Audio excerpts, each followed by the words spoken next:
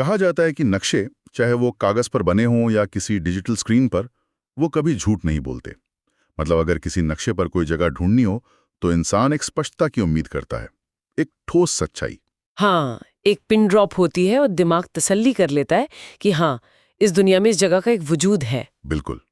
लेकिन जरा सोचिए, अगर अचानक एक मोबाइल फोन का जीपीएस किसी ऐसी जगह का रास्ता दिखाने लगे जिसका इस पूरी दुनिया में, यानी किसी भौगोलिक नक्शे पर, कोई नामो निशानी ना हो।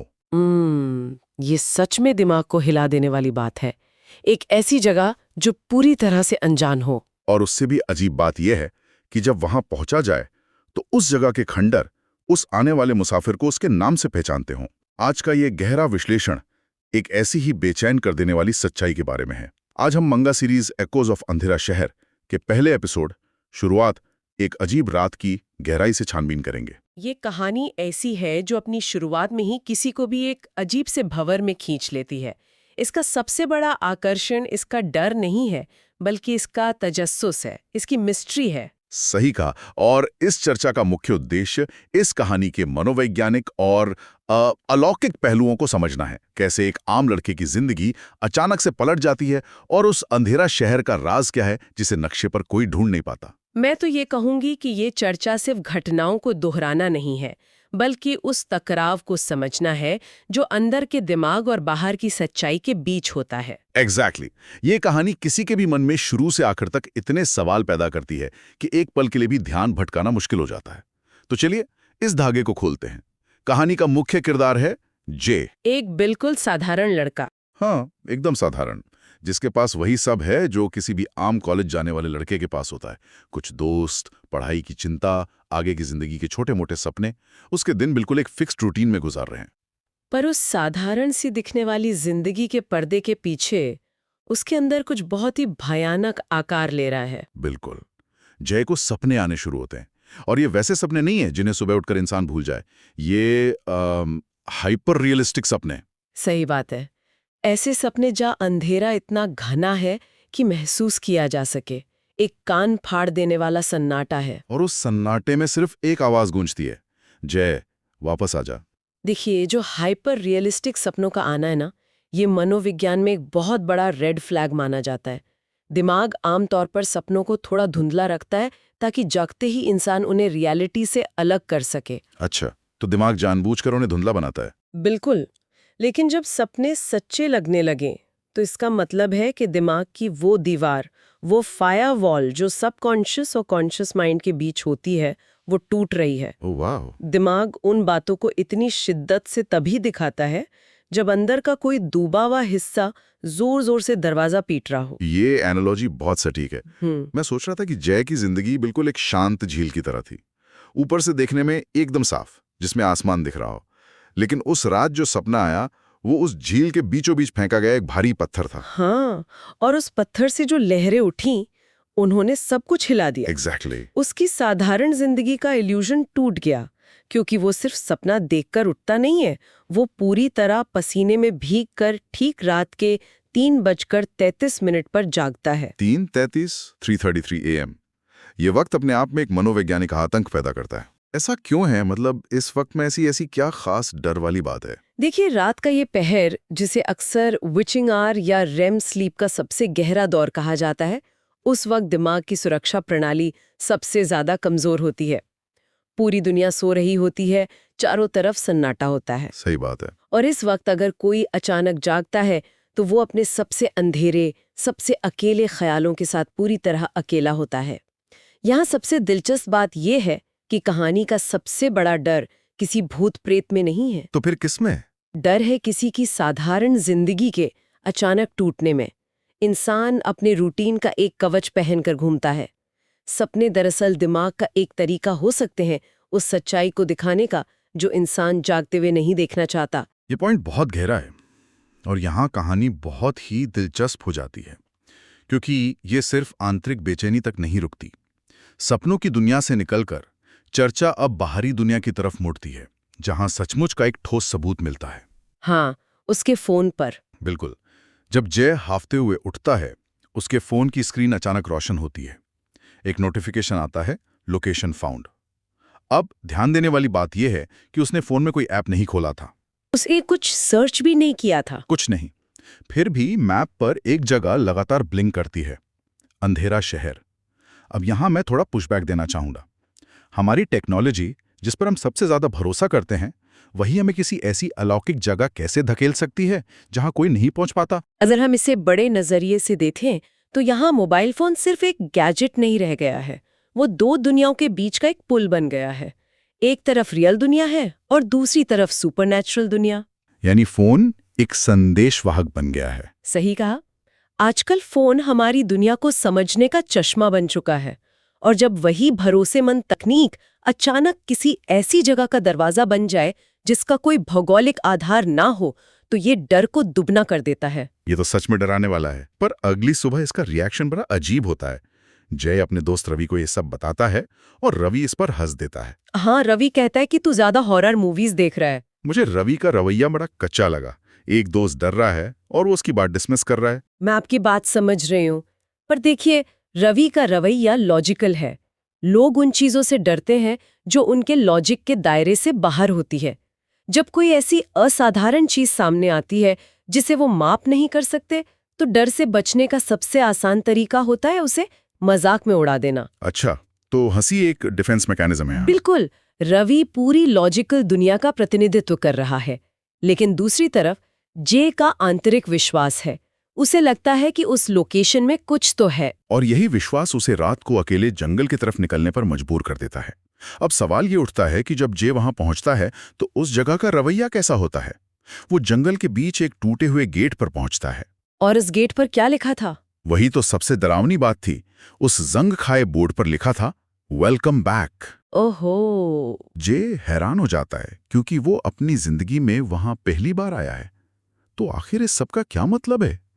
एक ऐसी जगह जो दुनिया के लिए अनजान है, वो जय को कैसे पहचानती है?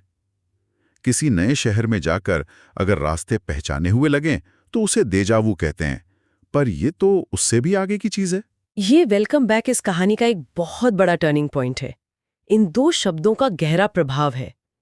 देखिए, किसी नई जगह पर हमेशा सिर्फ वेलकम लिखा होता है। वहां बैक का जुड़ना इस बात की तरफ इशारा है कि अंधेरा शहर कोई नई जगह नहीं है। तो क्या है ये जगह? ये जे के खुद के अतीत का एक भुला हुआ हिस्सा है। ये जगह फिजिकल होने के साथ साथ मनोवैज्ञानिक भी है। ऐसा लगता है जैसे ये उसकी एक ऐसी मेमोरी है जिसे वो पूरी तरह मिटा चुका था। ओह, यानी शहर उसके अंदर ही बसा हुआ था। और इस रहस्य को और गहरा कर देता है वो मंजर जो गेट के अंदर कदम रखते ही सामने आता है।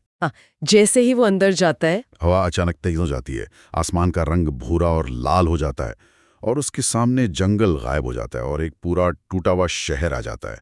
खंडर बिल्डिंग्स, फटी हुई सड़कें, और सबसे अजीब बात, उन टूटी हुई बिल्डिंग्स में अभी भी लाइट्स जल रही हैं। ये एक बहुत ही शक्तिशाली रूपक है, एक विजुअल मेटाफोर है। मैं भी यही सोच रहा था, एक तरफ खंडर और दूसरी तरफ जलती हुई लाइट्स। हाँ, अगर हम अंधेरा शहर को जय के दिमाग का एक हिस्सा माने, तो खंडर दर्शाते हैं कि उसके अतीत का ये हिस्सा किसी ट्रॉमा की वजह से बर्बाद हो चुका है।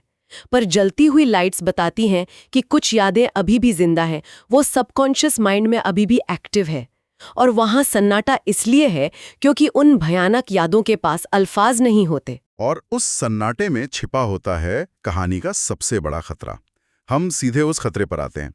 जय को अपने ठीक पीछे किसी की मौजूदगी महसूस होती है। वो पलट कर देखता है और उसके सामने एक क्रीचर खड़ा है, एक अजीब सा प्राणी।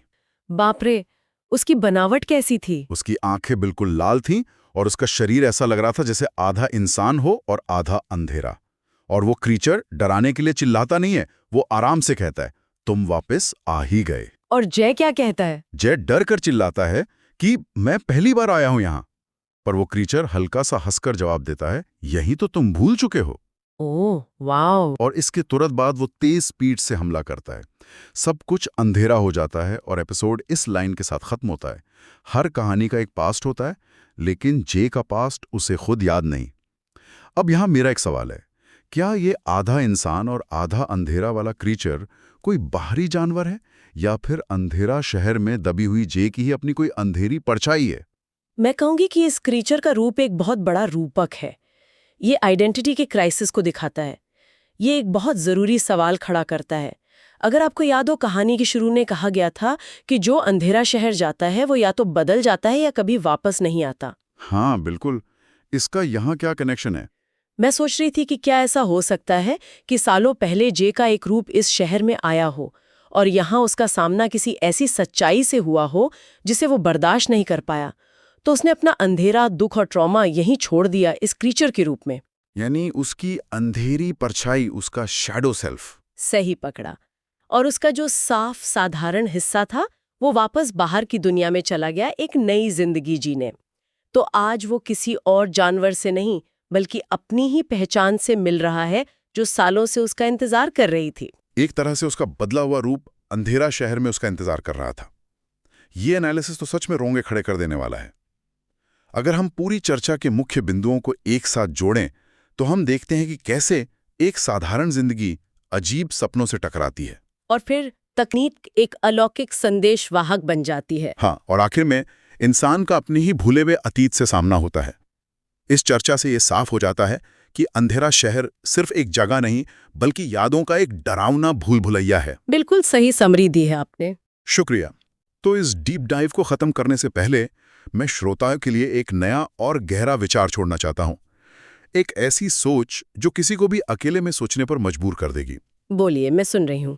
जरा सोचिए, अगर हमारा अपना दिमाग हमें किसी पुराने दुख या सच्चाई से बचाने के लिए कुछ यादें हमेशा के लिए मिटा देता है, तो क्या उन दबी हुई यादों को वापस पाने की कोशिश करना हमारी सबसे बड़ी बहादुरी है या हमारी सबसे बड़ी गलती? क्या पता अंधेरा शहर कोई श्राप या सजा ना होकर सिर्फ उन खतरनाक यादों को कैद रखने का एक सुरक्षा कवच हो, एक सेफ वॉल्ट हो, और उस वॉल्ट को जे ने खुद तोड़ा है।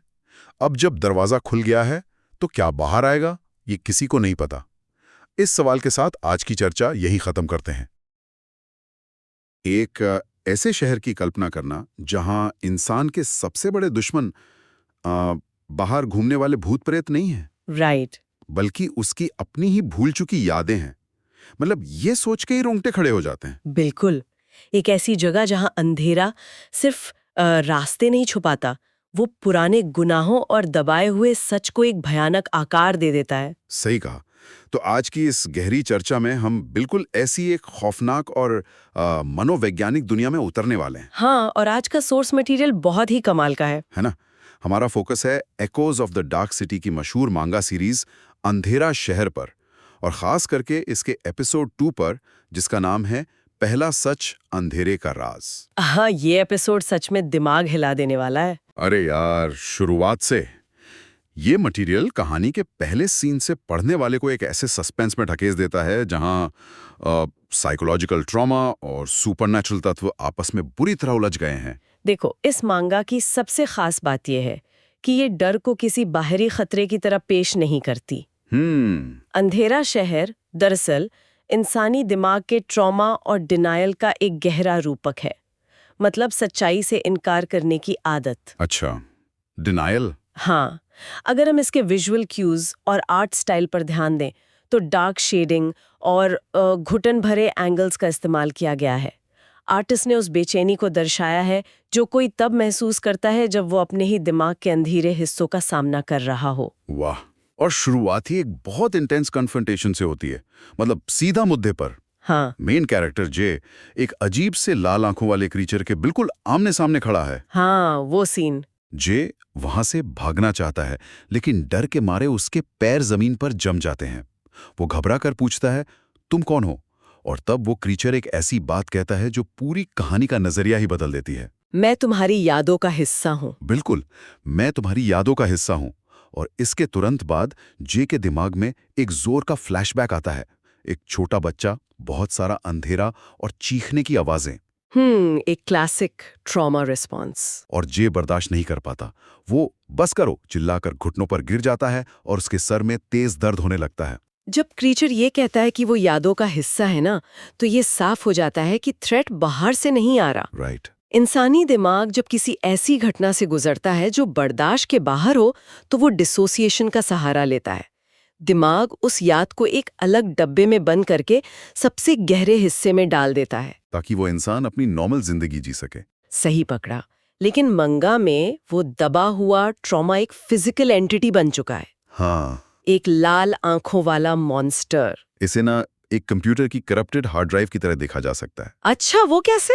जैसे किसी कंप्यूटर सिस्टम में कोई ऐसी फाइल हो जिसे बहुत वक्त से खोला ना गया हो, क्योंकि वो करप्टेड है। हाँ, समझ रही हूँ। जब अचानक उस फाइल पर डबल क्लिक किया जाता है तो पूरा का पूरा सिस्टम ओवरलोड होकर क्रैश हो जाता है। बिल्कुल तो बिल्कुल। बिल्कुल वैसे ही जय का दिमाग अपनी ही दबाई हुई यादों के अचानक सामने आ जाने पर क्रैश हो रहा है, मेंटली और फिजिकली दोनों। पर यार, यहाँ एक सवाल उठता है, दिमाग की कोई आम याद इंसान को फिजिकली घुटनों पर कैसे गिरा सकती है? इसे मनोवैज्ञानिक टर्म्स में सोमैटिक सिम्पटम डिसऑर्डर कहते हैं, या फिर ट्रॉमा का सोमैटिक रिस्पॉन्स। Somatic response. हाँ, जब एक रिप्रेस्ड मेमोरी अचानक ट्रिगर होती है तो दिमाग का एमिगडाला, जो कि खतरे को पहचानने वाला अलार्म सिस्टम होता है, ओके। वो एक एक्सट्रीम थ्रेट सिग्नल भेजता है। दिमाग को लगता है कि वो पुराना खतरा अभी इसी वक्त वापस आ गया है। इस वजह से बॉडी में स्ट्रेस हार्मोन्स की बाढ़ आ जाती है। बाप रे, तो उसको फिजिकली वही डर लग रहा है जो पहले लगा था। बिल्कुल। जे का सर दर्द और घुटनों पर गिरना सिर्फ डर नहीं है, ये उसका नर्वस सिस्टम शटडाउन हो रहा है, क्योंकि कॉग्निटिव डिस्टर्बेंस दिमाग के लिए फिजिकली एग्जॉस्टिंग होता है। कॉग्निटिव डिस्टर्बेंस मतलब? एक ही वक्त पर दो अलग सच्चाइयों को प्रोसेस करना। हाँ, दिमाग उस याद को देखना भी चाहता है और उससे बचने के लिए बॉडी को बंद भी कर रहा है। ये कॉन्फ्लिक्ट आगे चलकर शहर के मकसद में और भी क्लियर होता है, मतलब जब कहानी आगे बढ़ती है। राइट। जब जे गुस्से में उस क्रीचर से कहता है कि मुझे कुछ याद नहीं, मैं यहाँ पहली बार आया हूँ, तो वो क्रीचर उस पर जोर से हंसता है। वो बहुत क्रीपी हंसी थी। बहुत क्रीपी। वो कहता है झूठ, सब झूठ, और फिर शहर की तरफ इशारा करके बताता है कि ये अंधेरा शहर बना ही उन लोगों के लिए जो अपना पास्ट भूल चुके हैं। क्रीचर का वो हंसना डिनायल के खोखलेपन को दिखाता है। अंधेरा शहर बेसिकली एक पर्गेटरी की तरह काम कर रहा है। पर्गेटरी मतलब एक ऐसी स्थिति जहां आत्माएं अटकी रहती हैं, ना आगे जा सकती हैं ना पीछे। ये शहर उन सभी लोगों का आखिरी ठिकाना बन गया है जो अपने सच का सामना नहीं कर सकते। हाँ, उनका डिनायल ही इस शहर की ईंटें और पत्थर हैं। सही बात है। पर यहाँ एक बड़ा कॉन्ट्रडिक्शन नजर आता है और मैं इस पर थोड़ा पुशबैक देना चाहूंगा। बोलिए। आमतौर पर शहर एक ऐसी जगह होती है जहां लोग नई शुरुआत करने आते हैं, अपना भविष्य बनाने, लेकिन ये अंधेरा शहर बिल्कुल उल्टा काम कर रहा है। ये लोगों को उनके पास्ट में फंस के रखने वाली एक जेल है। अगर हम मनोवैज्ञानिक थ्योरी को पूरी तरह मान ले कि ये शहर सिर्फ जय के दिमाग की एक स्थिति है, एक मानसिक हेल्यूसिनेशन है, तो यहाँ दूसरे लोग कैसे फंसे हुए हो सकते हैं? ये बहुत बढ़िया सवाल है। क्या ये वाकई में फिजिकल है या फिर एक कलेक्टिव मानसिक स्थिति जिसे दिमाग ने मिलकर एक जगह का रूप दे दिया है?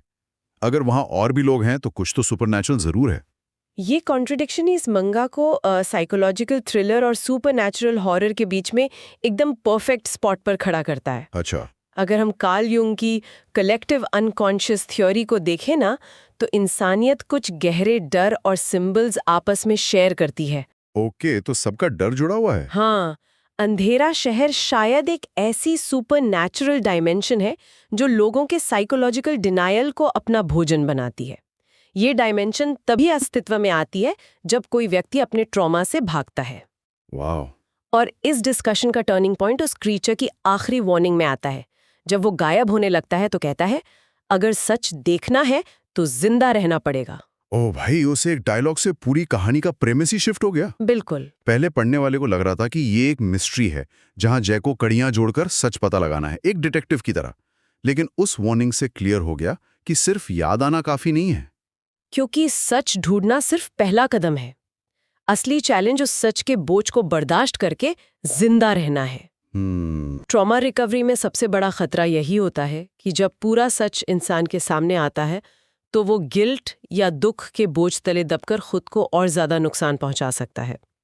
क्रीचर बेसिकली ये बता रहा है कि इस शहर का अंधेरा उस सच से ज्यादा खतरनाक है जो जे ढूंढ रहा है। और इस खतरे का पहला असली रूप हमें अगले ही सीन में देखने को मिलता है, जो इस सर्वाइवल एस्पेक्ट को पूरी तरह स्टैब्लिश कर देता है। हाँ, वो बिल्डिंग वाला सीन। राइट। क्रीचर के गायब होने के बाद जे अकेला रह जाता है। तभी दूर से किसी के रोने और मदद मांगने की आवाजें आती हैं।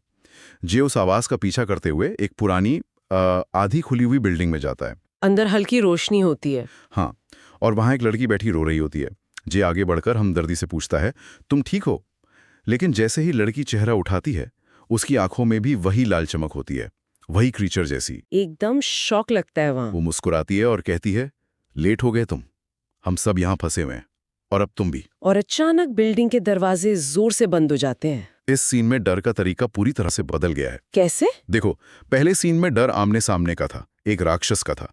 लेकिन यहाँ डर साइकोलॉजिकल मैनिपुलेशन का है। ट्रॉमा से गुजरे हुए इंसान की सबसे बड़ी कमजोरी उसकी एम्पैथी होती है, दूसरों का दुख समझने की शक्ति। सही बात है। शहर को पता है कि जे एक मॉन्स्टर से तो भाग सकता है, लेकिन एक रोते हुए मासूम को छोड़कर नहीं जाएगा। इसे ना एक वीनस फ्लाई ट्रैप पौधे के मैकेनिज्म से बहुत अच्छे से समझा जा सकता है। ओह, इंटरेस्टिंग। जैसे एक वीनस फ्लाई ट्रैप अपने शिकार को पकड़ने के लिए आकर्षक रंग और मीठी महक का इस्तेमाल करता है, और जैसे ही कीड़ा उस पर बैठता है पौधा बंद हो जाता है। हाँ, लेकिन यहाँ उस एनालॉजी में एक भयानक ट्विस्ट है। वीनस फ्लाई ट्रैप सिर्फ अपनी भूख मिटाने के लिए कीड़े पकड़ता है, लेकिन इस शहर ने जे की इंसानी हमदर्दी का इस्तेमाल सिर्फ उसको पकड़ने के लिए नहीं किया, बल्कि उसको अपनी जैसा बनाने के लिए किया है। बिल्कुल। पर एक सवाल अभी भी दिमाग में घूम रहा है, और मुझे लगता है पढ़ने वालों के भी दिमाग में होगा। क्या ये लड़की शुरू से ही एक क्रीचर थी, या वो भी किसी और वक्त में जे की तरह बाहर से आई थी, किसी और की मदद करने, और इस अंधेरे ने उसको बदल कर रख दिया? मुझे लगता है उसकी लाल आंखें इस बात का बहुत बड़ा इशारा है कि वो पहले जे की तरह ही एक शिकार थी। अच्छा। साइकोलॉजिकल टर्म्स में इसे ट्रॉमा साइकिल कहते हैं, जहां एक विक्टिम बिना सही इलाज के दूसरों के लिए खतरा बन जाता है। ये तो बहुत डीप है। हाँ, मांगने ने यहाँ डैम्सेल इन डिस्ट्रेस यानी खतरे में फंसी मासूम लड़की वाले ट्रोप को पूरी तरह पलट दिया है। एक आम कहानी में हीरो ऐसी लड़की को बचाता है ना? हाँ, और हीरो बन जाता है। यहाँ वो मासूमियत एक हथियार है। लड़की का अचानक मुस्कुराना ये दर्शाता है कि शहर का अंधेरा इंसान की फितरत को ही करप्ट कर देता है। अब ये शहर ऐसी जगह बन चुका है जहाँ हर कोई किसी दूसरे को फंसाने का जरिया है। बाप रे, हमदर्दी को एक हथियार बना देना किसी भी फिजिकल मॉन्स्टर से ज्यादा डरावना है। बिल्कुल। और इस जाल के बंद होते ही कहानी अपने आखिरी हिस्से यानी क्लाइमैक्स पर पहुंचती है, जहां सस्पेंस एक नए लेवल पर चला जाता है। हाँ, वो दरवाजे बंद होने के बाद वाला सीन। दरवाजे बंद होते हैं और बाहर से अजीब सी आवाजें आनी शुरू होती हैं। बहुत सारे फुटस्टेप्स, जमीन पर किसी चीज के घिसटने की आवाजें, और एक हल्की हल्की ठंडी हंसी। रोंगटे खड़े करने वाला साउंड डिजाइन होगा अगर इसका एनिमे बने तो। सच में। जय घबराता है, पर लड़की उसे चुप रहने को कहती है और उन चीजों को एक नाम देती है। वो उन्हें अंधेरे के रखवाले यानी कीपर्स ऑफ द डार्क बुलाती है। Keepers of the dark. आवाजें पास आती हैं, दरवाजा हिलता है और अचानक एक भयानक हाथ दरवाजे के अंदर घुसने लगता है। और उसके बाद सब कुछ अंधेरा हो जाता है, ब्लैकआउट। हाँ, सब खत्म, एकदम क्लिफ हैंगर। ये पूरा क्लाइमैक्स ऑडिटरी हॉरर की मास्टर क्लास है। आवाजों के जरिए डर पैदा करना। मांगा पढ़ते वक्त हालांकि कोई असली आवाज नहीं होती, लेकिन ओनोमेटोपिया और विजुअल्स के जरिए दिमाग में वो आवाजें सच में गूंजने लगती हैं। मैं पूरी तरह अग्री करता हूँ। डर दिखाने से ज्यादा सुनाने में असरदार होता है। सही बात है। क्रिएटर्स चाहते तो उन रखवालों का एक पूरा डरावना रूप दिखा सकते थे, एक बड़ा सा मॉन्स्टर ड्रॉ कर सकते थे, लेकिन सिर्फ जमीन पर घिसटने की आवाज और एक हल्की हंसी ने डर को कई गुना बढ़ा दिया। एवोल्यूशनरी साइकोलॉजी भी यही कहती है। क्या? जब इंसान किसी खतरे को देख नहीं पाता ना, तो उसका दिमाग सबसे बुरे हालात की कल्पना करने लगता है। अंधेरे में झाड़ियों के हिलने की आवाज उसके पीछे छुपे जानवर से ज्यादा डरावनी लगती है। बिल्कुल, लेकिन मेरा ध्यान इनके नाम पर अटक गया है, अंधेरे के रखवाले। रखवाले हमेशा किसी चीज की हिफाजत करते हैं, तो आखिर ये क्रीचर्स किस चीज की रखवाली कर रहे हैं? क्या ये उस शहर के उस गहरे सच को छुपा रहे हैं ताकि कोई वहां तक ना पहुंच सके, या इनका मकसद सिर्फ सजा देना है? देखो, अगर मनोवैज्ञानिक नजरिए से देखें तो ये रखवाले दिमाग के सबसे आखिरी और सबसे एग्रेसिव डिफेंस मैकेनिज्म्स का रूपक है। डिफेंस मैकेनिज्म, दिमाग के अपने गार्ड। हाँ, जब कोई इंसान सच्चाई और अपने दबाए हुए ट्रॉमा के बिल्कुल करीब पहुंचने लगता है, तो दिमाग की दीवारें टूटने लगती हैं। दिमाग नहीं चाहता कि वो उस दर्द को दोबारा महसूस करे, तो वो रोकता है। बिल्कुल, वो इन मानसिक रुकावटों को भेजता है। ये रखवाले उस बात की हिफाजत कर रहे हैं कि वो सच कभी सामने ना आए। दरवाजे के अंदर हाथ आना और अचानक अंधेरा हो जाना ये दर्शाता है कि जब सच बिल्कुल पास होता है तो दिमाग पूरे सिस्टम को शट डाउन कर देता है। ओह वाओ, तो ये ब्लैकआउट असल में एक मेंटल शटडाउन है। हाँ, एक तरह का प्रोटेक्टिव ब्लैकआउट। ये आइडिया तो पूरा दिमाग घुमा देने वाला है। कि हमारा खुद का डिफेंस मैकेनिज्म, हमारे अपने दिमाग के सिपाही, हमारी आज़ादी के रास्ते की सबसे बड़ी रुकावट बन सकते हैं। वो पूरे कॉन्शियसनेस को ही अंधेरे में डाल देने के लिए तैयार हैं। सही में। और इसी सोच के साथ इस एपिसोड के आखिरी संदेश पर ध्यान जाता है, जो आखिरी पैनल में एक कोट के रूप में लिखा है। वो कोट बहुत पावरफुल है। सच से भागना आसान होता है, लेकिन जब सच तुम्हें पकड़ लेता है तब कोई रास्ता नहीं बचता। ये कोट इस पूरी चर्चा और इस सोर्स मटेरियल का निचोड़ है। अंधेरा शहर सिर्फ भूत प्रेतों से आबाद कोई हॉन्टेड जगह नहीं है। ये इंसानी डिनायल की एक मास्टर क्लास है। कहानी का खौफ इस बात में नहीं है कि अंधेरे में मॉन्स्टर्स छुपे हैं। तो खौफ किस बात में? खौफ इस बात में है कि उन मॉन्स्टर्स को आकार ही तब मिलता है जब कोई अपनी सच्चाई से आंखें चुरा लेता है। और जब सालों का दबा हुआ सच एक साथ बाहर निकलता है तो इंसान की हर तैयारी धराशायी हो जाती है। सही बात है। उसके बाद बचने का वाकई कोई रास्ता नहीं होता। बिल्कुल। और आज जिस सोर्स मटेरियल की गहराइयों को टटोलने के बाद एक आखिरी और बेहद बेचैन करने वाला विचार उभर कर सामने आता है। क्या? देखो, अगर ये पूरा अंधेरा शहर उन भूली हुई यादों और डिनायल का एक जाल है, तो क्या पूरा सच याद आ जाने पर इस शहर से आजादी मिल जाती है? That's a real question. क्या पूरी तरह अपना ट्रॉमा फेस कर लेने से ये अंधेरा छट जाता है? या फिर पूरा सच जानना ही वो आखिरी और सबसे बड़ा जाल है? मतलब सच ही सबसे बड़ी जेल बन जाए। हाँ, एक ऐसी लिमिट जिसके बाद आज़ादी नहीं मिलती, बल्कि सच का बोझ इतना ज़्यादा हो जाता है कि इंसान खुद उस शहर का एक परमानेंट हिस्सा बन जाता है। उसकी आंखें भी हमेशा के लिए लाल हो जाती हैं। एग्जैक्टली। और उसकी गिनती भी उन्हीं अंधेरे के रखवालों में होने लगती है। शायद सच आज़ाद नहीं करता, बल्कि सिर्फ ये तय करता है कि इंसान इस अंधेरे में किस जगह हमेशा के लिए कैद रहेगा। बाप रे, ये तो बहुत ही डिस्टर्बिंग थॉट है, पर बहुत रेलेवेंट भी है ना? तो इसी गहरे और डरावने सवाल के साथ आज की इस चर्चा को यहीं विराम देते हैं। इंसानी दिमाग के अंधेरे कितने गहरे हो सकते हैं, इसकी कल्पना काफी वक्त तक दिमाग में गूंजती रहेगी। जब हम सामान्य तौर पर किसी शारीरिक बीमारी या चोट की बात करते हैं ना, तो तस्वीर बहुत ही साफ होती है। हाँ बिल्कुल। मतलब मान लीजिए किसी के हाथ की हड्डी टूट गई है, तो अस्पताल में एक एक्सरे किया जाता है, एक सफेद लकीर दिखती है और डॉक्टर तुरंत बता देता है कि भाई समस्या बिल्कुल इस जगह पर है। सही कहा। सब कुछ एकदम बाइनरी होता है, हड्डी टूटी है या नहीं टूटी है। हाँ, और इंसान को इस बात से एक अजीब सी तसल्ली मिलती है कि चलो कम से कम बीमारी का पता तो है। लेकिन जब बात इंसानी दिमाग, गहरे आघात या उन दबी हुई यादों की आती है ना, तो दुनिया की कोई भी एक्सरे मशीन काम नहीं आती। वहाँ कोई सफेद लकीर नहीं होती जो बता सके कि मन के किस कोने में चोट लगी है। एकदम सही।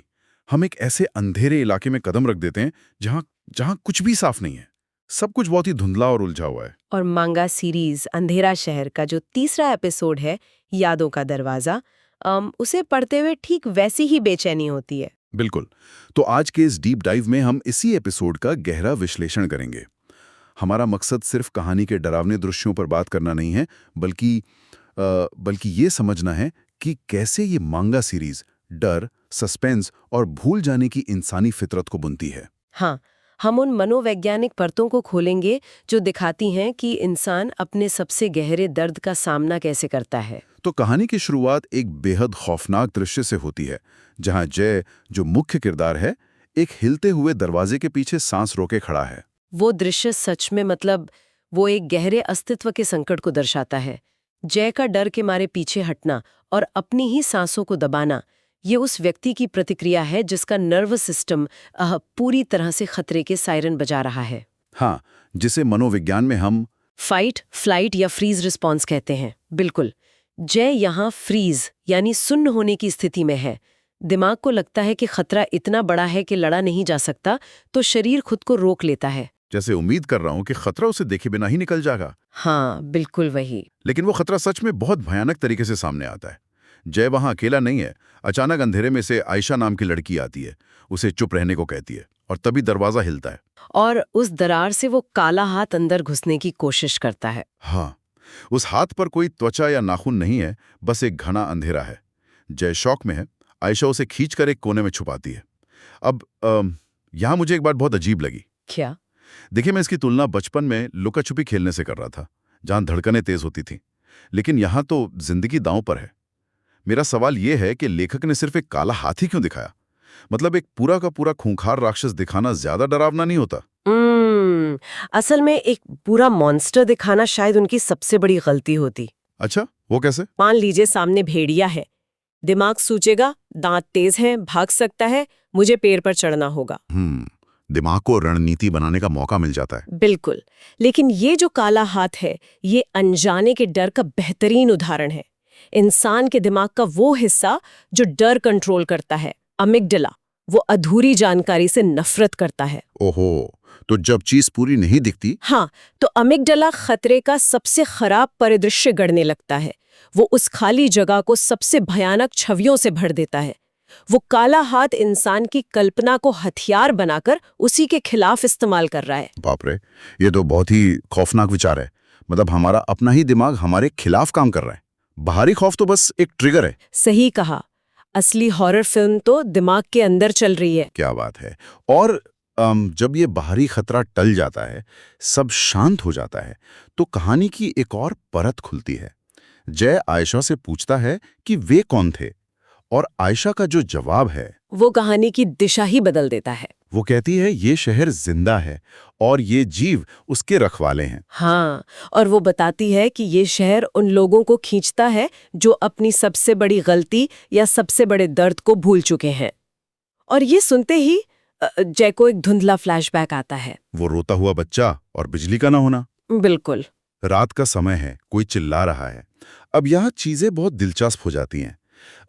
अगर मैं एक एनालॉजी दूं तो हमारा दिमाग एक ईमेल के स्पैम फिल्टर की तरह काम करता है ना? बहुत अच्छी तुलना है। जो यादें बहुत दर्दनाक होती हैं, दिमाग उन्हें इनबॉक्स से हटाकर जंक फोल्डर में डाल देता है ताकि इंसान नॉर्मल जिंदगी जी सके। हाँ, ताकि उसका इनबॉक्स साफ रहे। लेकिन उन जंक ईमेल्स में बहुत भारी अटैचमेंट्स होते हैं। धीरे धीरे फोल्डर भरता है और सर्वर क्रैश होने लगता है। ये अंधेरा शहर वही ओवरफ्लो हो रहा जंक फोल्डर है। लेकिन मेरा एक सवाल है। पूछिए। अगर आयशा सच कह रही है कि ये जीव रखवाले हैं जो भूले हुए दर्द को याद दिलाने आते हैं, तो क्या ये सच में खलनायक हैं या फिर ये बहुत ही आक्रामक किस्म के थेरेपिस्ट हैं? अरे वाह, ये बहुत ही सटीक दृष्टिकोण है। हम जिन्हें विलन समझते हैं वे यहाँ खलनायक नहीं हैं। मनोविज्ञान में एक सिद्धांत है, डिफेंस मैकेनिज्म, खास तौर पर डिसोसिएटिव एमनीशिया। जब सचेत मन सदमे को बर्दाश्त नहीं कर पाता। बिल्कुल, तो दिमाग उस याद को मिटाने की कोशिश करता है। ये एक सर्वाइवल टैक्टिक है, लेकिन वो यादें खत्म नहीं होती। वे अवचेतन की गहराइयों में राक्षसों का रूप ले लेती हैं। तो वे रखवाले असल में विलन नहीं हैं? नहीं, वे एक न्यूरोलॉजिकल अलार्म सिस्टम है। जब घर में आग लगती है तो फायर अलार्म बहुत चुभने वाली आवाज करता है। वो डराता है, लेकिन उसका मकसद हमें मारना नहीं, जगाना होता है। क्या बात है। तो आयशा का वो पूछना कि तुम भी कुछ भूल चुके हो, ये साबित करता है कि कोई भी यहाँ बिना कारण नहीं आता। एकदम सही। इंसान खुद अपने जाल में फंसा है। हम जिससे भाग रहे हैं वो बाहरी ताकत नहीं, हमारा अपना ही हिस्सा है। और जब ये झलकियां सतह पर आती हैं तो इंसान के पास दो रास्ते बचते हैं। या तो वो जिंदगी भर इस फायर अलार्म से भागता रहे या फिर मुड़कर आग का सामना करे। और जय दूसरा रास्ता चुनता है। हाँ, वो गुस्से में चिल्लाता है कि उसे सब जानना है। फिर आयशा उसे एक इमारत में ले जाती है, एक बहुत बड़े भारी लोहे के दरवाजे के पास जो जंजीरों से जकड़ा है और उस पर लिखा है मेमोरी गेट, यादों का दरवाजा। जैसे ही जय उसे छुआ है, जंजीरें हिलने लगती हैं। आयशा घबराकर चेतावनी देती है कि इसे मत खोलना, वापस आना नामुमकिन हो जाएगा। लेकिन जय उसे धक्का देता है, जंजीरें टूटती हैं और एक तेज रोशनी निकलती है। वो एक बहुत ही ताकतवर दृश्य है। मुझे ये पेंडोरा बॉक्स की तरह लगा कि जिज्ञासा में हमने वो बक्सा खोल दिया जहां सारी बीमारियां बंद थीं। लेकिन मेरी उलझन ये है कि अगर अज्ञानता सच में एक सुख है और दिमाग ने खुद हमारी सुरक्षा के लिए यादों को जंजीरों में बांधा था, तो उसे तोड़ने की जरूरत ही क्या है? ये मनोविज्ञान का सबसे जटिल द्वंद्व है। दिमाग ने उन्हें बांधा जरूर था, लेकिन उन जंजीरों को बनाए रखने में इंसान की बहुत बड़ी मानसिक ऊर्जा खर्च होती है। मतलब दरवाजे को बंद रखने के लिए लगातार धक्का देना पड़ता है। बिल्कुल, और फिर इंसान अंदर ही अंदर खोखला हो जाता है। और जहां तक आयशा की चेतावनी का सवाल है, वो ईगो डेथ की चेतावनी है। ईगो डेथ यानी अपनी पुरानी पहचान का खात्मा होना। हाँ, इंसान ने खुद से झूठ बोलकर जो सुरक्षित दुनिया बनाई थी, वो दरवाजा खुलते ही हमेशा के लिए नष्ट हो जाएगी। आप सच्चाई जानने के बाद वापस मासूमियत में नहीं लौट सकते। जो भ्रम टूट गया वो टूट गया। थेरेपी में घावों को दर्द देने के लिए नहीं कुरेदा जाता, बल्कि इसलिए कुरेदा जाता है क्योंकि जो घाव अंदर सड़ रहा है उसे हवा दिखाए बिना ठीक नहीं किया जा सकता। तो वो जंजीरों का टूटना आत्म जागरूकता का पहला कदम था। हाँ, हालांकि बहुत दर्दनाक कदम। मतलब वो शांति असल में एक भ्रम थी, एक टाइम बॉम्ब जो कभी भी फट सकता था। और दरवाजा खुलने के बाद जो सच्चाई सामने आती है वो किसी बाहरी राक्षस से लाखों गुना ज्यादा भयानक है। क्योंकि अब सामना अपनी ही कहानी के सबसे काले पन्ने से है। बिल्कुल। जय रोशनी के पार जाता है और खुद को उसी घर में पाता है जो उसने फ्लैशबैक में देखा था। एक आदमी गुस्से में चिल्ला रहा है, सामान तोड़ रहा है, एक औरत रो रही है। और कोने में वो बच्चा। हाँ, डरा सहमा बच्चा। जय उसे देखता है और बुदबुदाता है, ये मैं हूं। तभी वो आदमी बच्चे की तरफ बढ़ता है। जय चीखता है, रुको, उसे मत मारो। वो रोकने की कोशिश करता है, लेकिन कोई उसकी आवाज नहीं सुनता। वो हवा की तरह है वहां।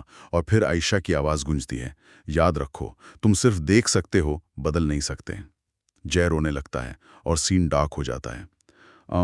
इस दृश्य ने मुझे झकझोर दिया। यह बहुत ही शक्तिशाली और दर्दनाक पल है। ये बिल्कुल वैसा है जैसे आप सिनेमा हॉल में हॉरर फिल्म देख रहे हो और चिल्ला रहे हो, वहां मत जाओ, लेकिन किरदार आपको सुन नहीं सकता। और यहाँ तो वो लाचार किरदार इंसान खुद है। हाँ, यह क्रूर सजा लगती है। वही तो मेरा सवाल है। अगर हम यादों को बदल नहीं सकते तो उस भयानक दर्द को इतनी जीवंतता के साथ दोबारा जीने का मकसद ही क्या है? ये तो सिर्फ मानसिक प्रताड़ना है। देखने में प्रताड़ना लगती है, लेकिन इसके पीछे ट्रॉमा प्रोसेस करने का एक गहरा वैज्ञानिक कारण है। जब कोई व्यक्ति गंभीर आघात या पीटीएसडी से गुजरता है तो यादें सामान्य कहानी की तरह स्टोर नहीं होती। तो कैसे स्टोर होती हैं? वे संवेदी टुकड़ों में यानी सेंसरी फ्रैगमेंट्स में टूट जाती हैं। किसी खास आवाज का डर, कोई गंध या बेबसी का एहसास। जब याद ट्रिगर होती है तो दिमाग को लगता है कि खतरा अभी इसी पल मौजूद है। ओहो, तो जय जो अनुभव कर रहा है वो सिर्फ एक याद नहीं, वो एक न्यूरोलॉजिकल फ्लैशबैक है। आयशा का नियम कि बदल नहीं सकते, ये आघात से उभरने का सबसे कठोर सच है। इंसान हमेशा सोचता है, काश मैंने उसे रोक लिया होता। एक झूठा कंट्रोल का एहसास। बिल्कुल। जब जय चीखता है और कोई नहीं सुनता, तो वो असल में अपनी उस पूर्ण बेबसी का सामना कर रहा है जो उसने बचपन में महसूस की थी। उसे स्वीकार करना होगा कि अतीत एडिट नहीं किया जा सकता। मतलब हीलिंग तब नहीं मिलती जब हम अतीत को सुधारते हैं, बल्कि तब मिलती है जब हम आत्मसमर्पण कर देते हैं कि हाँ, ऐसा हुआ था, मैं कुछ नहीं कर सकता था। सही कहा। स्वीकृति के बिना कोई भी इंसान अपने अंधेरे शहर से बाहर नहीं आ सकता। ये हार मानकर मुक्त होने की प्रक्रिया है। तो अगर हम इस पूरे विश्लेषण को समेटें तो ये साफ है कि अंधेरा शहर सिर्फ एक काल्पनिक जगह नहीं, हमारे खुद के दिमाग का वो हिस्सा है जहां हमने अपनी कमजोरियां दफनाई हैं। हाँ, इंसान हर जगह भाग सकता है, लेकिन अपनी सच्चाई से नहीं। और उस दबी हुई सच्चाई का सामना करना किसी भी बाहरी काले हाथ से लड़ने से ज्यादा मुश्किल है। इस कहानी की सबसे बड़ी खूबी यही है कि ये बाहरी डर का इस्तेमाल करके आंतरिक डर से रूबरू कराती है। बिल्कुल। और इसी के साथ हम इस डीप डाइव के अंत पर आ गए हैं, लेकिन जाने से पहले मैं एक बहुत ही दिलचस्प और थोड़ा परेशान करने वाला विचार छोड़ना चाहूंगा। हाँ, बताइए। देखिए, हमने बात की कि कैसे जय उस याद को सिर्फ देख सकता है, बदल नहीं सकता। लेकिन आधुनिक न्यूरोसाइंस एक बहुत चौंकाने वाली बात कहता है। एक प्रक्रिया होती है मेमोरी रिकंसोलिडेशन। मैंने पढ़ा है इसके बारे में। विज्ञान कहता है कि जब भी हम पुरानी याद को याद करते हैं तो हम उसे सिर्फ कंप्यूटर फाइल की तरह ओपन नहीं करते। याद करते वक्त वो न्यूरल सर्किट अस्थिर हो जाता है, और जब दिमाग उसे वापस स्टोर करता है तो नए बदलावों के साथ सेव करता है। मतलब हर बार याद करने पर हम शारीरिक रूप से उस याद की बनावट बदल रहे हैं। बिल्कुल। तो जरा सोचिए, क्या हो अगर जय सिर्फ एक लाचार दर्शक ना हो? क्या यह संभव है कि उस यादों के दरवाजे को खोलकर वो सिर्फ उसे याद नहीं कर रहा, बल्कि अपने दिमाग के स्तर पर उस दर्दनाक याद को हमेशा के लिए एक नई शक्ल दे रहा है? हाँ, और अगर ऐसा है तो अगली बार जब मन के किसी अंधेरे कोने में कोई पुराना दरवाजा हिले तो ये सोचने वाली बात होगी कि क्या वो हमें डराने के लिए हिल रहा है या इसलिए ताकि हम उसे खोलकर अपनी ही लिखी कहानी को हमेशा के लिए बदल सकें। ये सच में एक बहुत गहरा विचार है। तो इसी विचार के साथ हम आज की चर्चा यहीं समाप्त करते हैं। सोचिएगा जरूर। जब हम किसी भयानक सदमे या ट्रॉमा के बारे में सोचते हैं तो आमतौर पर दिमाग में क्या आता है? एक बेबस इंसान, राइट? एक शिकार। हाँ, बिल्कुल। एक विक्टिम जिसके साथ कुछ बहुत बुरा हुआ हो। सही कहा। पर आज के इस डीप डाइव में हम इसी धारणा को पूरी तरह से पलटने वाले हैं। आज हमारा सोर्स मटेरियल एक बहुत ही डार्क मांगा सीरीज है, अंधेरा शहर। और उसका एपिसोड 4, जिसका टाइटल ही अपने आप में बहुत कुछ कहता है, सबसे बड़ा सच। एकदम सही। और इस चर्चा का मकसद सिर्फ एक थ्रिलर कहानी सुनना नहीं है। हम उस साइकोलॉजिकल डेप्थ को, उस ट्रॉमा को एनालाइज करेंगे जो इस सोर्स मटेरियल में दिखाया गया है। हम देखेंगे कि कैसे एक बेबस इंसान, एक शिकार, खुद को बचाने के लिए एक भयानक शिकारी यानी मॉन्स्टर बन जाता है। ये बहुत ही कॉम्प्लेक्स विषय है, क्योंकि ये सिर्फ हॉरर नहीं है। ये इंसानी दिमाग के ट्रॉमा को प्रोसेस करने का एक बहुत ही डार्क रिफ्लेक्शन है। बिल्कुल। तो बिना किसी देरी के चलिए इसको थोड़ा खोलते हैं। मैं इस डार्क फैंटेसी स्टोरी को लेकर सच में बहुत उत्साहित हूँ। तो शुरुआत वहां से करते हैं जहां हमारा मेन कैरेक्टर जय एक मेमोरी वर्ल्ड में फंसा हुआ है। ये एक ऐसी जगह है जहां उसके दिमाग ने उसके पास्ट को एक फिजिकल रूप दे दिया है। राइट, वो अपने ही गुजरे हुए कल को देख रहा है। और सीन बहुत ही डिस्टर्ब करने वाला है। एक घर है जहां बहुत हंगामा चल रहा है। हाँ, एक आदमी गुस्से में चिल्ला रहा है, वो तोड़फोड़ कर रहा है। और एक औरत कोने में रो रही है। पर सबसे दर्दनाक हिस्सा वो है जहां एक छोटा सा बच्चा अंधेरे कोने में डर के मारे कांप रहा है। और वहीं पर वो ट्विस्ट आता है। जय को अचानक एहसास होता है कि वो जो कांपता हुआ बच्चा है वो कोई अनजान नहीं है, वो बच्चा खुद जय है। बाप रे, ये सोचकर ही अजीब लगता है। और जैसे ही वो गुस्से वाला आदमी उस बच्चे की तरफ बढ़ता है, जय पूरी ताकत से चीखता है, मत जाओ उसके पास। लेकिन उसकी आवाज का वहां कोई असर नहीं होता, कोई उसको नहीं सुनता। हाँ, और फिर उसकी कंपेनियन आयशा उसको एक बहुत ही कड़वा सच बताती है। वो कहती है कि ये पास्ट है और इसे बदला नहीं जा सकता। ये जो बेबसी है ना, ये साइकोलॉजिकल ट्रॉमा का सबसे बड़ा हिस्सा होती है। इंसान उस मेमोरी में फंस जाता है पर कुछ बदल नहीं पाता। बिल्कुल वैसा ही जैसे स्लीप पैरालिसिस वाले सपने में होता है। जिससे सोते वक्त आपका दिमाग जाग रहा हो पर शरीर पैरालाइज हो जाए। हाँ, एग्जैक्टली। आप चाहते हैं कि आप हिल सकें, चीख सकें। राइट। आपको पता है कि आगे क्या बुरा होने वाला है। एक डरावनी चीज पास आ रही है। आप चीखना चाहते हैं किसी को बचाने के लिए, पर आवाज नहीं आती। और यहाँ सबसे दर्दनाक बात यह है कि जिसको बचाना है वो आपका अपना ही बचपन है। ये कंपैरिजन एकदम सटीक है।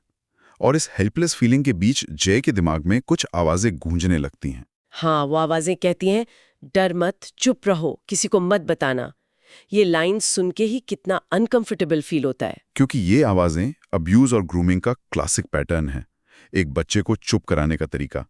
ये उस ट्रॉमा का बोझ है जो जय का दिमाग सालों से उठा रहा है। और इसी बोझ के चलते जय और बर्दाश्त नहीं कर पाता और जोर से चीखता है, बस करो।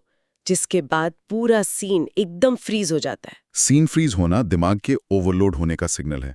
लेकिन इस बेबसी का नतीजा क्या होता है? यहां से कहानी एक नया और भयानक मोड़ लेती है। हाँ, इस हिस्से में आकर कहानी सच में डर से गुस्से की तरफ शिफ्ट होती है। उस अंधेरे में से एक मिस्टीरियस क्रीचर बाहर आता है। वो क्रीचर आकर जैसे कहता है कि वो कुछ भूल गया है। सिर्फ डर और बेबसी ही पूरी सच्चाई नहीं थी। और फिर जब सीन दोबारा शुरू होता है तो सब कुछ बदल चुका होता है। वो बच्चा जो रो रहा था अचानक चुप हो जाता है। सही कहा। और उसकी आंखों में एक अजीब सी लाल चमक आती है। वो लाल चमक, और जिस आदमी से वो डर रहा था वो आदमी अचानक डरकर पीछे हटने लगता है। फिर वो बच्चा एक ऐसी बात कहता है जो पूरे डायनामिक्स को पलट देती है। वो कहता है, अब मेरी बारी है। ये अब मेरी बारी है कहना उस टर्निंग पॉइंट को दर्शाता है जहां दिमाग डिसाइड करता है कि शिकार बनकर रहने से बेहतर है एग्रेशन अपना लेना। और उसके बाद का कियोस, पूरा घर अंधेरे में डूब जाता है। चीखने की आवाजें आती हैं, तोड़फोड़ होती है। और फिर एकदम सन्नाटा। हाँ बिल्कुल, पिन ड्रॉप साइलेंस। घर खाली हो जाता है। ना वो आदमी, ना औरत, सिर्फ वो छोटा बच्चा वहां खड़ा है। और वो जय की तरफ मुड़कर कहता है, मैं ही तुम हूं। जय के लिए ये झटका बर्दाश्त से बाहर होता है। उसका दिमाग ये प्रोसेस नहीं कर पाता कि क्या उस रात उसने खुद ये सब वायलेंस किया था। और तभी वो क्रीचर उसको बताता है, तुम सिर्फ विक्टिम नहीं हो, तुम ही अंधेरे का जन्म हो। ये सेंटेंस दिमाग के उस सर्वाइवल मैकेनिज्म की तरफ इशारा करता है जो एक्सट्रीम ट्रॉमा से पैदा होता है। हाँ, एक सेकंड, यहां मैं एक सवाल उठाना चाहती हूँ।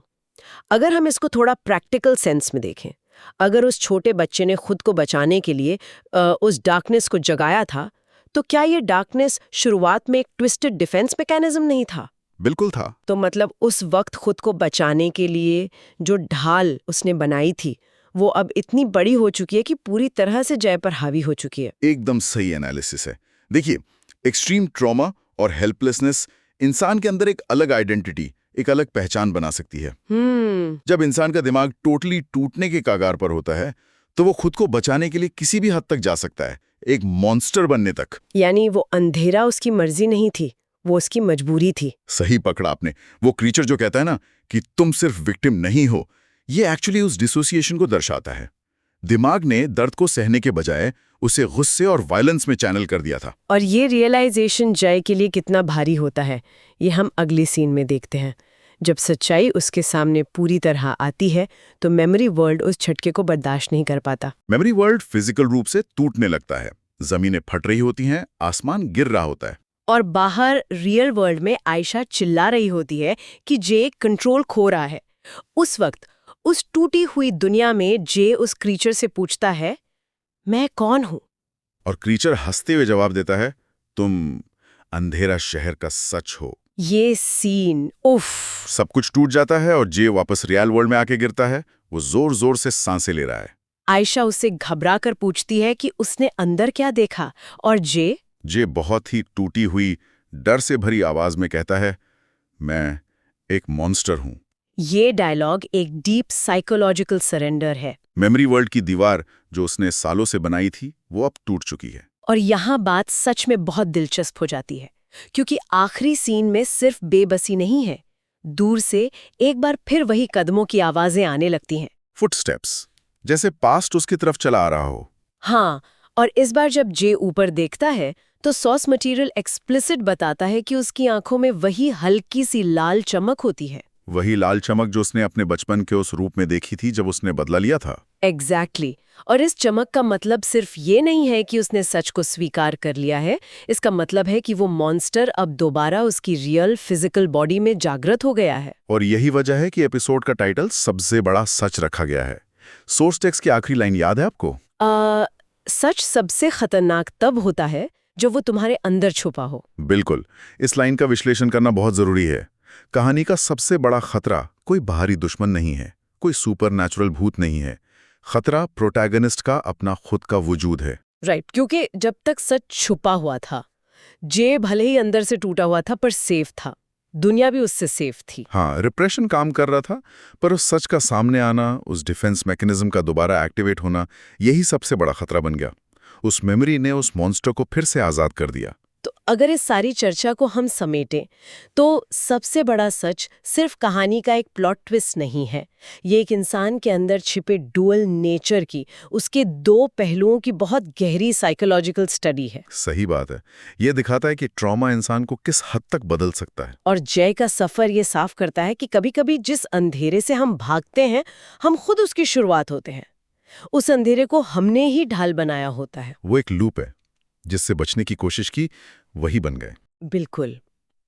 लेकिन इन सब पर विचार करते हुए मेरे दिमाग में एक और सवाल घूम रहा है, एक ऐसा ख्याल जो शायद इस पूरी थ्योरी को एक नया एंगल दे दे। अच्छा, वो क्या? सोचिए, क्या हो अगर मेमोरी वर्ल्ड में मिलने वाला वो मिस्टीरियस क्रीचर, जिसे हम एक गाइड या कोई अलग एंटिटी मान रहे थे, वो कोई बाहरी शक्ति हो ही ना? तो फिर क्या हो सकता है वो? क्या ऐसा नहीं हो सकता कि वो क्रीचर एक्चुअली जे के ही दिमाग का एक टूटा हुआ फ्रैगमेंटेड हिस्सा हो, एक ऐसी स्प्लिट आवाज जो इतने सालों से सच को दबा कर बैठी थी? ओह, मतलब एक फ्रैगमेंटेड पर्सनालिटी। हाँ, और अब जब जे वल्नरेबल है, कमजोर पड़ रहा है, तो वो आवाज जानबूझकर उसे ट्रिगर कर रही है, ताकि जे मेंटली टूट जाए और वो अंधेरा आसानी से उसकी बॉडी पर अपना कंट्रोल वापस ले सके। वाह, ये तो सच में पर्सपेक्टिव बदल देने वाला थॉट है। अगर ऐसा है, तो ये दिमाग की खुद के ही खिलाफ रची गई सबसे खतरनाक साजिश होगी। है ना, दिमाग घुमाने वाला थॉट। खैर, इस सवाल के साथ ही हम अपने इस चर्चा को यहाँ विराम देंगे। अगले डीप डाइव में मिलते हैं। तब तक अपने आसपास की और खासकर अपने अंदर की आवाजों पर ध्यान देते रहिए। सोचिए एक ऐसी स्थिति जहां बरसों से किसी भयानक साये से जान बचाकर भागना पड़ रहा हो। हाँ, सांसें फूली हैं, हिम्मत टूट चुकी है और लगता है कि बस अब सब खत्म। वही तो। पर अचानक एक दिन कदम वहीं रुक जाते हैं। पलटकर उस डर की आंखों में देखकर अंदर से एक ही आवाज आती है, अब और नहीं भागना। आज हम इस गहरे विश्लेषण में किसी आम विषय पर चर्चा नहीं कर रहे हैं। आज इस डार्क साइकोलॉजी को पूरी तरह से डिकोड करने वाले हैं। बिल्कुल। और हमारे पास आज एक बहुत ही बेहतरीन स्रोत है। मशहूर मांगा सीरीज अंधेरा शहर, the power with in the dark city का 5वां एपिसोड, जिसका नाम ही है अंधेरी की ताकत। उसकी ओरिजिनल स्क्रिप्ट और डायलॉग्स पर बात करेंगे आज। चलिए इसको थोड़ा खोल कर देखते हैं, क्योंकि आज का मकसद सिर्फ एक मांगा की कहानी सुनाना नहीं है। हमारा मिशन ये समझना है कि कैसे डर और ट्रॉमा, जिसे हम मानसिक आघात कहते हैं, सिर्फ एक कमजोरी नहीं होते। सही कहा। अगर उनकी मैकेनिज्म्स को, मतलब उनके काम करने के तरीके को सही ढंग से समझ लिया जाए, तो ये एक ऐसी बेजोड़ ताकत बन सकते हैं जिससे इंसान अपने सबसे बड़े दुश्मनों पर जीत हासिल कर सकता है। एग्जैक्टली। तो शुरुआत करते हैं मुख्य किरदार जय से। स्क्रिप्ट के पहले सीन को अगर हम ध्यान से पढ़ें तो वहां का माहौल बेहद दमघोटो और क्लस्ट्रोफोबिक है।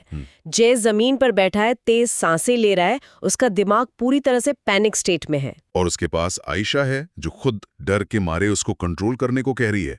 और तभी एक बहुत ही वायलेंट तरीके से दरवाजा टूट जाता है। ओ बाप रे, वहां 3 टेढ़े मेढ़े शैडो क्रीचर्स अंदर घुस आते हैं। उनकी आंखें लाल चमक रही हैं। आयशा पूरी ताकत से चिल्लाती है, भागो जे। पर यहाँ एक अजीब सा ठहराव आ जाता है। एक ऐसा ठहराव जो इस पूरी मंगा सीरीज का रुख बदल देता है। जे वहां से हिलता तक नहीं है। हाँ, उसकी आंखों में अचानक एक लाल रंग चमकने लगता है ना। बिल्कुल। देखिए, what is fascinating here is, यहाँ डर ने एक प्रोटेक्टिव मैकेनिज्म का रूप ले लिया है। आमतौर पर जब दिमाग को इतना बड़ा खतरा दिखता है तो फ्लाइट और फाइट रिस्पॉन्स ट्रिगर होता है। आयशा का भागो कहना वही फ्लाइट रिस्पॉन्स है। हाँ, वो तो नेचुरल है। पर जे का डर, जो अब तक उसे पैरालाइज कर रहा था, अचानक एक ताकत में बदल जाता है। जब वो पहला क्रीचर उस पर छलांग लगाता है तो जे कोई मार्शल आर्ट्स नहीं लगाता। उसका हाथ अपने आप उठ जाता है और वहां से एक काली एनर्जी निकलकर उस क्रीचर को दीवार पर पटक देती है। यहां समझ आता है कि अंधेरा सिर्फ बाहर नहीं, उसके अंदर भी है। एक मिनट, यहाँ मेरा एक सवाल है और मुझे इस पर थोड़ा पुशबैक देना जरूरी लगता है। क्या जे सच में अपनी इस नई ताकत को कंट्रोल कर रहा है या फिर ये डर उसको कंट्रोल कर रहा है? ये बहुत ही अच्छा पॉइंट है। कार दे दी हो, हाँ समझ रहा हूँ। इंजन एकदम हाई पावर पर है, पर उस ड्राइवर को पता ही नहीं कि ब्रेक्स कहाँ हैं। ये तो ताकत से ज्यादा खतरा लग रहा है मुझे। ये बहुत सटीक ऑब्जर्वेशन है आपकी, और इसका जवाब हमें अगले ही सीक्वेंस में मिलता है। जब बाकी 2 क्रीचर्स गुस्से में आकर अटैक करते हैं तब जे पीछे नहीं हटता। यहाँ कॉन्शियस माइंड, जो डरता है, जो सोचता है, वो पीछे हट जाता है और उसकी प्राइमल इंस्टिंक्ट, उसका अंतर्ज्ञान जागृत हो जाता है। अच्छा, तो वो बिना सोचे बस रिएक्ट करता है। सही पकड़ा। स्क्रिप्ट बताती है कि उसके आसपास का अंधेरा हिलने लगता है, जैसे उसकी बात सुन रहा हो। जब एक क्रीचर उसका हाथ पकड़ने आता है तो जे खुद आगे बढ़कर उसको पकड़ लेता है और वो क्रीचर चीखते हुए काले धुएं में गायब हो जाता है। और उसके तुरंत बाद जे कहता है कि ये शहर मुझे जानता है। ये डायलॉग अपने आप में बहुत डीप लगा मुझे, है ना? अगर इसको मनोविज्ञान के नजरिए से देखें तो ये दर्शाता है कि इंसान का सबकॉन्शियस माइंड, उसका अवचेतन मन, अपने आसपास के उस माहौल से जुड़ जाता है जो खुद उसी के डर या ट्रॉमा से बना हो। दिमाग अपने ही बनाए हुए आतंक को पहचानने लगता है। पर देखिए, यहाँ एक बहुत गहरा साइकोलॉजिकल पैराडॉक्स पैदा होता है। गुस्से में किसी दुश्मन को मारना तो आसान लगता है, पर क्या डर को सच में मारा जा सकता है? क्योंकि कहानी में जो अगला मोड़ आता है वो सब पलट देता है। हाँ, वो पहला क्रीचर जो दीवार से टकराया था, वही, वो वापस उठ खड़ा होता है और पहले से भी ज्यादा पावरफुल लग रहा है। और जब जे उसको खत्म करने की धमकी देता है तो वो क्रीचर हंसता है। उसकी हंसी में एक ऐसी सच्चाई है जो पूरी कहानी का फिलॉसफिकल बेस है। उसका वो डायलॉग ना कि हम खत्म नहीं होते, हम तुम्हारे ही हिस्सा हैं। एग्जैक्टली। ये सुनकर तो किसी के भी रोंगटे खड़े हो जाएं। और अगर इसको बिगर पिक्चर से जोड़ें तो ये स्क्रिप्ट की सबसे मुख्य लाइन है। मॉडर्न साइकोलॉजी में, खासकर कार्ल यूंग की थ्योरीज में, इसे शैडो वर्क कहते हैं। क्रीचर का ये कहना साबित करता है कि अंदर के नेगेटिव इमोशंस जैसे गुस्सा या पुराने जख्म, उन्हें कभी मारा नहीं जा सकता। मतलब इंसान का अपना ही दिमाग जो डर पैदा करता है वो उसको बचाने के लिए ही होता है। बिल्कुल बिल्कुल। जब उस डर को जबरदस्ती दबाने की कोशिश की जाती है तो वो और ताकतवर होकर उभरता है। उन इमोशंस को सिर्फ स्वीकार करके, एक्नॉलेज करके उनकी दिशा बदली जा सकती है। रुकिए रुकिए, ये थोड़ा अजीब नहीं लग रहा? अगर कोई ट्रॉमा इंसान को अंदर से तबाह कर रहा है तो उसको एक्सेप्ट कर लेने का मतलब तो हार मान लेना हुआ ना, एक तरह से दुश्मन के आगे हथियार डाल देना। इसमें और हार मानने में क्या फर्क रह गया? ये सवाल बहुत आम है और यहीं पर आम समझ और मनोविज्ञान का फर्क नजर आता है। एक्सेप्टेंस का मतलब हार मानना या सबमिशन नहीं होता। सबमिशन तो यह है कि डर को खुद पर हावी होने दो। अच्छा। जबकि इंटीग्रेशन या एक्सेप्टेंस का मतलब है डर को पहचानना। अब देखिए, जब क्रीचर अचानक गायब होकर पीछे से अटैक करता है और जे जख्मी होकर गिर जाता है, तब जे रोता नहीं है। हाँ, ध्यान दीजिए, वहां उसके हाथ से खून निकल रहा है, पर जे उस भयानक दर्द में भी मुस्कुरा देता है। वही तो, उस मुस्कुराहट में हार नहीं है, बल्कि सालों के संघर्ष वाली समझ है। वो कहता है, अब समझ आया, मुझे इनसे लड़ना नहीं, इन्हें कंट्रोल करना है। ओ, अब मैं समझ रही हूँ। ये तो बिल्कुल वैसा हो गया कि पानी की ऊंची लहरों को मुक्का मारने के बजाय तैरना सीख लो। लहर आएगी, टकराएगी, पर उस बहाव का इस्तेमाल आगे बढ़ने के लिए करना असली जीत है। बहुत खूबसूरत उदाहरण दिया आपने। दुश्मन को गुस्से में मारना नेचुरल है, पर उस दुश्मन को अपना हिस्सा मानकर शांत करना अलग लेवल का साइकोलॉजिकल एवोल्यूशन है। और जैसे ही जे को ये एहसास होता है, उसकी आंखें लाल हो जाती हैं और रूम अंधेरे से भर जाता है। वो बिना किसी पैनिक के अपना हाथ उठाकर कहता है, रुक जाओ, और वक्त जैसे जम जाता है। सारे क्रीचर्स वहीं रुक जाते हैं। और वहां आयशा का रिएक्शन देखिए। वो शौक में बोलती है कि ये इम्पॉसिबल है। ये रिएक्शन दर्शाता है कि आम दुनिया की नज़र में किसी के लिए भी अपने शैडोज पर अचानक ऐसी जीत हासिल करना कितना असंभव लगता है। नहीं जा सकता। सही कहा। पर देखिए, here is where it gets really interesting. कहानी यहाँ आराम से खत्म कहाँ होती है। जैसे लगता है डर पर काबू पा लिया, एक नया भूचाल आ जाता है। हाँ, क्रीचर्स के फ्रीज होने के तुरंत बाद पूरी बिल्डिंग बुरी तरह हिलने लगती है, जमीन बीच से फट जाती है, एक बहुत विशाल शैडो उभरता है, 2 बड़ी लाल आंखें और एक भयानक मुस्कान। अंधेरा का राजा। ऐशा डर के मारे उसकी पहचान बताती है, और वो राजा बताता है कि उसने ये शहर लोगों के दर्द से बनाया है। वो जे से एक ऐसी बात कहता है जो नींव हिला देती है। कहता है, तुम मेरी सबसे बड़ी रचना हो, तुम्हारा दर्द, तुम्हारा गुस्सा, सब मेरा दिया हुआ है। ये कहानी बहुत डार्क साइकोलॉजिकल लेवल पर चली जाती है। ये राजा सिर्फ एक विलन नहीं है, ये एक मैनिपुलेटर, एक टॉक्सिक अब्यूजर की तरह काम कर रहा है। बिल्कुल, वो हीरो की जिंदगी का पूरा क्रेडिट खुद ले रहा है। ये ट्रॉमा बॉन्डिंग की एक बहुत सटीक मिसाल है। अक्सर जब कोई लंबे समय तक ट्रॉमा से गुजरता है तो दिमाग यही कहता है कि तुम्हारी कोई और पहचान नहीं है। राजा शर्त रखता है कि मुझे एक्सेप्ट करो या खुद को खो दो। पर जय इसको मानने से साफ इनकार कर देता है। वो कहता है, मैं किसी का हिस्सा नहीं हूं। पर राजा तो राजा है। वो अपने हाथ के एक झटके से आयशा को हवा में उठा लेता है और वो चीखने लगती है। ये पॉइंट नैरेटिव में मास्टर स्ट्रोक है, क्योंकि जय का आखिरी संयम वहां टूट जाता है। और जे की वहां जो प्रतिक्रिया है ना, वो इस पूरे विश्लेषण का सबसे बड़ा सबक है। वो चिल्लाता है, यूज़े छोड़ो। अंधेरा एक झटके में फटने लगता है। एक पावरफुल एनर्जी वेव निकलती है जिससे राजा को पीछे हटना पड़ता है। हाँ, और आयशा सेफली नीचे गिर जाती है। तभी जे अपना हाथ उठाता है और अंधेरा उसके आसपास एक आर्मर, एक कवच का आकार लेने लगता है। गुस्सा जब तबाही के लिए नहीं बल्कि किसी को बचाने के लिए इस्तेमाल हो तो वो बचाने वाला कवच बन जाता है। वही जे का डायलॉग है कि मैं खुद को नहीं खोना चाहता, लेकिन मैं अब भागूंगा भी नहीं। उसने डर को अपना मास्टर बनने से रोक दिया। और इसके बाद जो लड़ाई होती है ना, वो किसी इंसान के अंदर के सबसे बड़े ट्रॉमा ब्लास्ट जैसी लगती है। पूरा शहर हिल जाता है। हाँ, जे पीछे स्लाइड जरूर होता है पर गिरता नहीं है। राजा ताना मारता है कमजोर बोलकर, पर जे कहता है मैं सीख रहा हूं। और तभी उसके दिमाग में एक फ्लैश आता है, एक पुरानी याद। वो याद सब क्लियर कर देती है। बचपन की वो रात जब उसके साथ कुछ बुरा हुआ था, वहां सिर्फ अंधेरा नहीं था, वही लाल आंखों वाला राजा मौजूद था। जय सदमे में बोलता है, तो तुम उस रात भी थे? और राजा क्रूर मुस्कान के साथ कहता है, मैं हमेशा था। ये याद इस फिजिकल लड़ाई को डीपली साइकोलॉजिकल जंग बना देती है। So what does this all mean? दुश्मन अब सिर्फ एक शैडो मॉन्स्टर नहीं है, बल्कि जे के पुराने जख्मों की असली वजह है। जे पूरी ताकत से कहता है कि तो तुम ही हो जिसने मेरी जिंदगी बर्बाद की। और इस पर राजा का गैस लाइटिंग देखिए। वो कहता है कि मैंने सिर्फ तुम्हें तुम्हारा असली रूप दिया। ये साइकोलॉजिकल अब्यूज का टेक्स्ट बुक एग्जाम्पल है। ये साबित करना चाहता है कि दर्द के बिना इंसान का कोई अस्तित्व नहीं है। तो मतलब असली जंग उस राजा को नहीं, उसके इस झूठ को हराने की है। उसे साबित करना है कि उसकी पहचान उस डर से कहीं बड़ी है। एग्जैक्टली। और इसी रियलाइजेशन के साथ दोनों पूरी पावर रिलीज करते हैं। आसमान अंधेरे में डूबता है, बिजली चमकती है, दोनों एक दूसरे की तरफ फुल स्पीड में बढ़ते हैं और टक्कर होने से ठीक पहले स्क्रीन ब्लैक हो जाती है। क्या माइंड ब्लोइंग क्लिफ हैंगर है ये। हाँ, ऐसे सस्पेंस पर रोक देना जहां दांव पर जय की रू लगी हो, ये ऑडियंस को बांध लेता है।